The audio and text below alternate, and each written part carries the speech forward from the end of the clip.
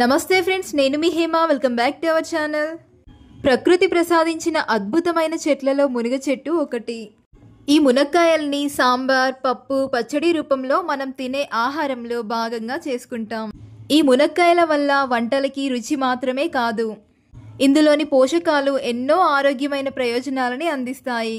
అయితే మునక్కాయలతో రెగ్యులర్గా చేసుకునే వంటలు కాకుండా క్యాటరింగ్ స్టైల్లో మునక్కాయ మసాలా కర్రీని ఎలా ప్రిపేర్ చేసుకోవాలో ఈరోజు వీడియోలో నేను మీకు చూపించబోతున్నాను. ఈ మసాలా కర్రీ అన్నంలోకి మాత్రమే కాకుండా చపాతీ, పులావ్, బిర్యానీ, పరాటాల్లోకి కూడా చాలా బాగుంటుంది. మరి లేట్ చేయకుండా ఈ కమ్మటి మునక్కాయ మసాలా కర్రీని ఎలా ప్రిపేర్ చేసుకోవాలో ఆ ప్రాసెస్ ఏంటో చూద్దాం రండి. ఫస్ట్ మసాలా కోసం దినుసుల్ని ఫ్రై చేసుకుందాం.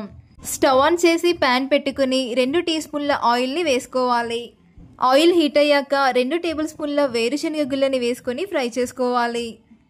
వేరుశనగ గుళ్ళు ఇలా 80% వరకు ఫ్రై అయ్యాక 2 టీ స్పూన్ల ధనియాలు, 2 టీ స్పూన్ల ఎండు కొబ్బరి, 1 ఇంచు దాల్చిన చెక్క, 2 యాలకులు, 4 లవంగాలు, 1/2 టీ స్పూన్ మిరియాలు, 2 టీ స్పూన్ల నువ్వులని వేసుకుని మంటని మీడియం ఫ్లేమ్లో ఉంచి వీటిని ఫ్రై చేసుకోవాలి.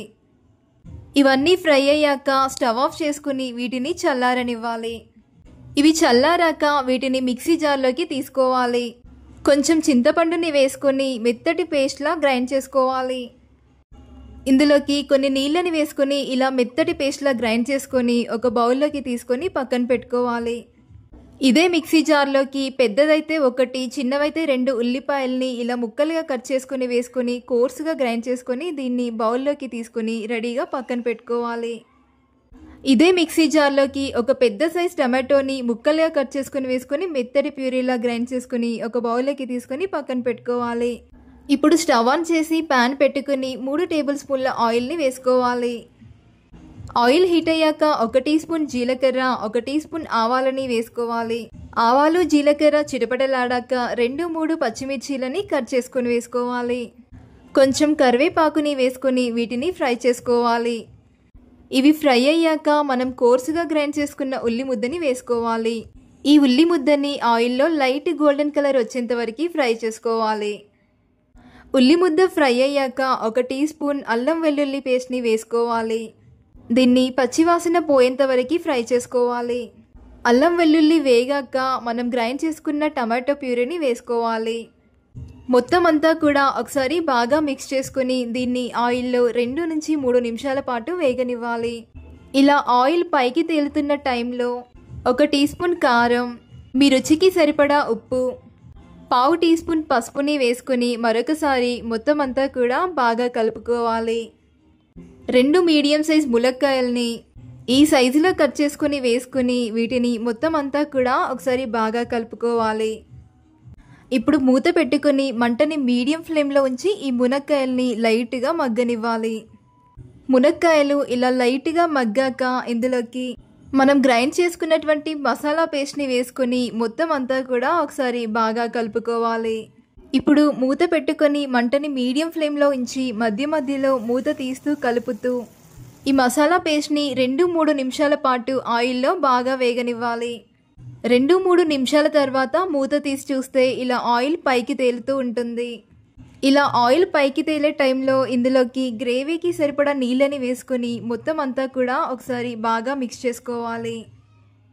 మళ్ళీ మూత పెట్టుకొని మంటని లో టు మీడియం ఫ్లేమ్లో అడ్జస్ట్ చేసుకొని 3-4 నిమిషాల పాటు ఉడికించుకోవాలి.